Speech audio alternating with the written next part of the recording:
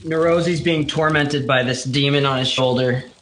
Prays to Seraphina, and he's like, "Are you still alive?" He hears nothing. Fuck!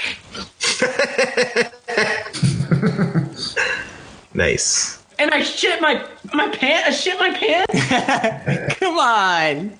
Come on. Calvinus looks at him and he's like, "Hey, look on the bright side." Jim Jar's like, what is that bright side again?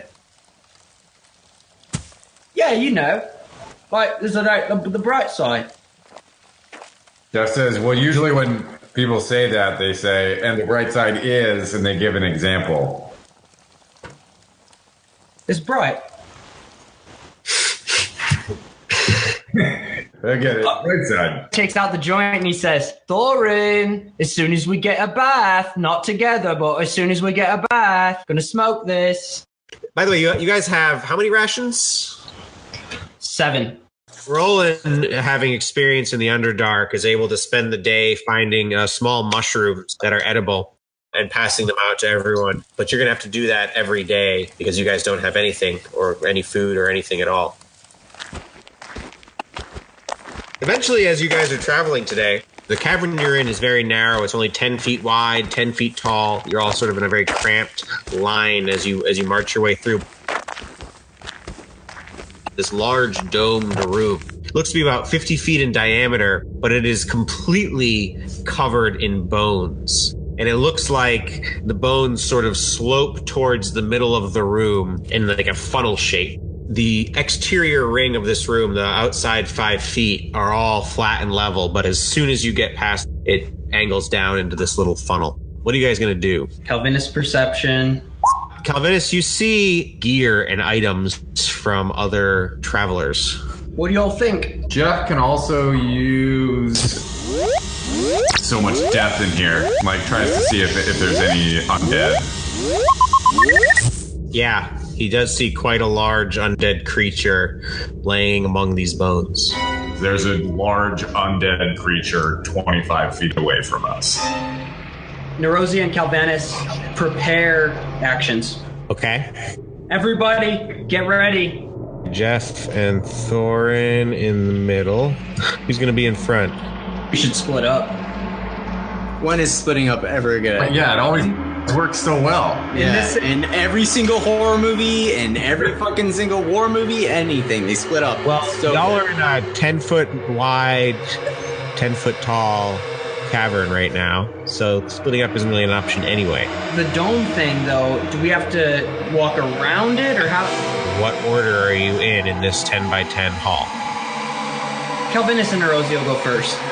Yeah, I think Roland's pretty close behind them because, you know, he's a drow and in the Underdark, he's kind of used to this stuff. All right. I'll put Shushtar next to you, next to Roland. And then Theron's going to be kind of in the back because he's still hurting. Would Darendil be in front of Calvinus and Nerosi or behind? Behind. I do want Nerosi to cast Expeditious Retreat on himself. And Calvinus is going to cast Hidden Step on himself, so he's now invisible until he attacks. Shillelagh? Is Calvinus in the front? Yeah. All right, he'll cast resistance on him, so you get an extra D4 on a save that you can choose to do after you roll the save. Okay. Alrighty. I know you're protecting him because you want that joint. Thorin, like, elbowed Jeff and was like, yeah, protect that guy. Protect him. So, Nerosi and Calvinus, what are you doing? I take out my tarantula and I whisper to it, "Hey, can you go scope it out?" Send the tarantula around to the left to start crawling up. Your tarantula crawls. Okay. He starts to venture out to the left. Staying on the flat level part of the room. Fuck, this could be a trap. And so, yeah, he just stays there for now, and he's like, "Come on, Nerosi." Okay. Then what does Nerosi do? And just nods to Calvinus like, yeah, one of us is gonna die. You guys begin crossing this room, staying on the flat outer ring. And we are prepared to dodge. We have ready the dodge action. Roland, you're next. Are you going to move out too, or what? Can I do like a perception? You see that in this bone funnel, buried near the center item in there that looks really very nice. In fact, if you didn't know better, you would think it has magical properties. Yep, I bet that's where the giant zombie monster is. Yeah, I kind of move out to the right. Jimjar and Shushtar follow. So at this point, nobody is going down into the pit itself, but you are all moving around the outer ring.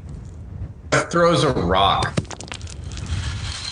Comes to rest at the center, and then after a moment, heaval of the bones, and it appears to be sucked underneath.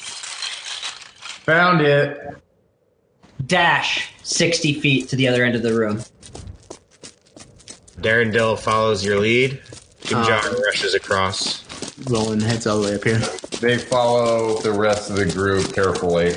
As you all get to where you are, emerging is an absolutely enormous skeleton of a minotaur. Looks like he's roaring, but it's a skeleton, so he can't actually make any noise. Well, that looks quite threatening. And he charges towards you.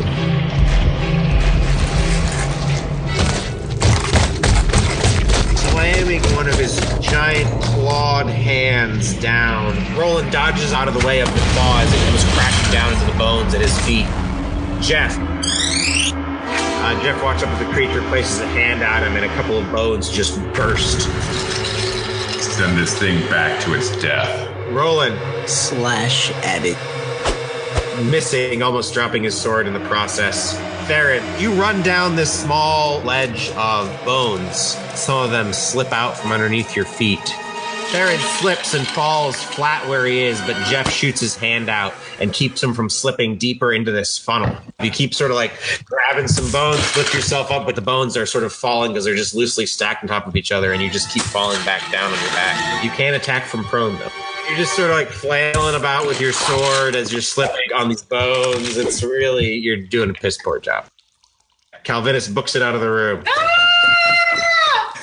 Really glad I cast that protection spell on you. Thorin says, no, the joint. Neurosi, what are you doing? Two of your friends have run. I don't know if I'd call them friends. Yeah. Cowards have run. Thorin attempts to hit with his magic stick. He whiffs at the zombie, and then emerging directly underneath Theron, a giant worm with tentacles where its face should be, and a beaked maw comes up from underneath. The tentacles snag Theron. The barbed suction cups slice into his skin. Then the beaked maw takes a big bite out of him. That's 2 automatic failed death saves. Oh. It looks like it's trying to pull him back with it underneath the bones. Whoa. Darendil says, no! No one else must stick together! And he pushes over to Theron's side. Darendil takes 22 points of damage as he's nearly crushed to death and runs over still to Theron's side in order to aid him. Minotaur skeleton turns towards Thorin and slams down on him. 15 points of slashing damage. Thorin goes down, crushed under the weight of this creature. Jeff. What did I just say about healing you guys all the time? And maybe the cowards were right. We should probably run away. Yeah, it's a real good idea.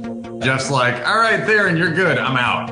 I'm going to try and get its attention and have it focus just on Roland.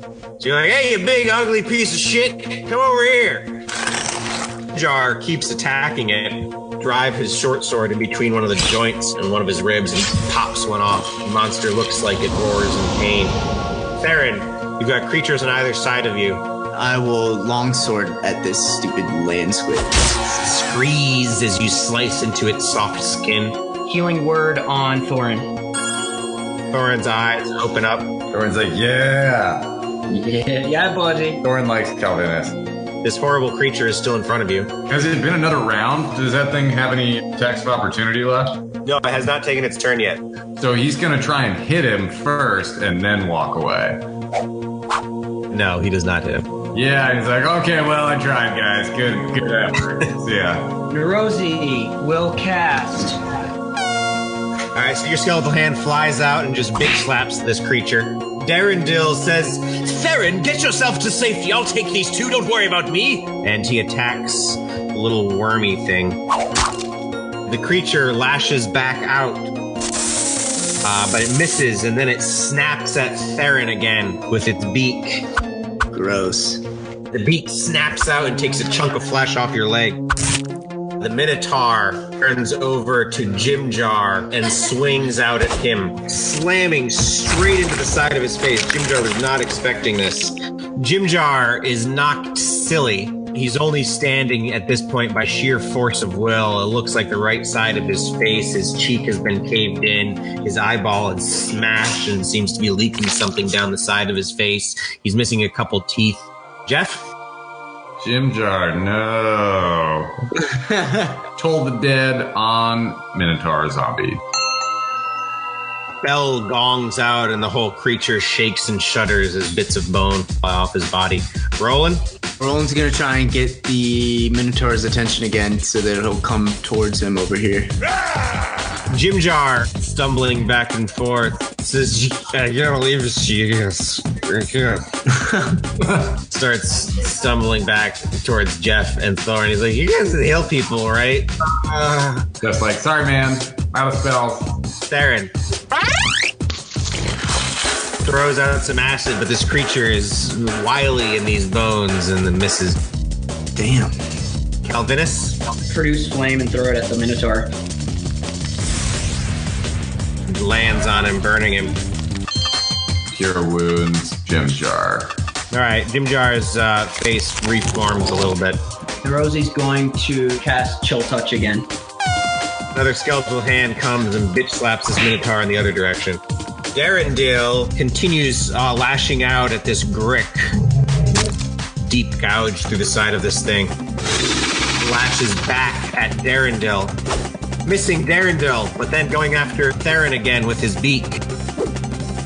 His beak digs deep. I wasn't strong enough. And then just face plants on the ground. That was my friend! More bits of bone fly off of this creature. Roland moves a little bit more towards where they entered and then tries to intimidate to bring the Minotaur over towards him again. Roland shouts a little bit louder this time. Pay attention to me, you stupid bony bastard. Jimjar looks back at Thorn. Thanks, bud. I think I got one more in me. He runs up and sticks his sword right in between the hip joint of this creature's leg and his hip and pops the leg out. The Minotaur falls to the ground. Jimjar stomps on his head and it turns to dust. I think the odds are pretty good that I'm going to kill everything around here, huh? Theron, make a death save. That's one failure. Calvinus, Minotaur is dead, but that little snake thing is still there. Calvinus produces another large ball of flame in his hand, hurls it at this creature, searing it. I've got the bone to pick with you. And the creature groans, even though it doesn't have the ability to do It doesn't even have a face. because somehow it slapped at its forehead. Yeah. No. Thorin, what are you doing? Thorn whip.